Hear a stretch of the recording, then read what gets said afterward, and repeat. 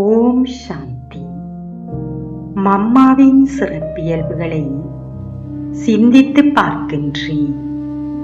அவர் பாபாவின் முரளியை மிக்க கவனத்துடனும் அன்புடனும் கேட்பார். பாபாவே கூறுவார், எனது முரளி ரெக்கார்ட் ஆகிவிட்டது என்று. அவ்வளவு கருத்தையும் திரும்ப கூறக்கூடிய அளவிற்கு ஆற்றல் கொண்டவராக மம்மா திகழ்ந்தார். இவ்வாறாக நானும் மம்மாவை போன்று பயிற்சி செய்வதற்கு சிறிதளவு முயற்சிக்கின்றேன். இதற்கு என்னை நான் தயார்படுத்துகின்றேன். முரளிக்கு முன்னதாகவே நான் பாபாவின் நினைவில் அமர்கின்றேன். என் மனதை சோதிக்கின்றேன்.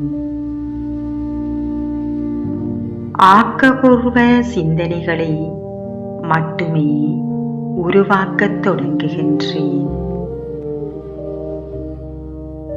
என் மனோநிலை உணர்வுகளில் மாற்றம் ஏற்படுகிறது. எனது மனோநிலை ஞானம் கேட்பதற்கான விழிப்புணர்வை அடைகின்றது. என் மனம் இன்று முரளியில் பாபா என்ன கூறுவாரோ என்பதை அறிவதற்காக ஏக்கத்துடனும் தாகத்துடனும் ஒரு சக்கரவாக பறவை போல் காத்திருக்கின்றது. ஞானம் கேட்கும் போது எனது புத்தி அவற்றை ஏற்றுக்கொண்டு உட்கிரகிக்கத் தொடங்குகின்றது. ஞானத்தின் போதை அதிகரிக்கின்றது. பாபா எனக்காகவே முரளி கூறுகிறார் என்பதை விழிப்புணர்விற்கு கொண்டு வருகின்றேன். இதனால் எனது ஞானத்திற்கான போதை மேலும் அதிகரிப்பதாக உணர்கின்றேன். என்னை அறியாமலேயே ஞானத்திற்கான ஆர்வம் உற்சாகம் கூடுகின்றது.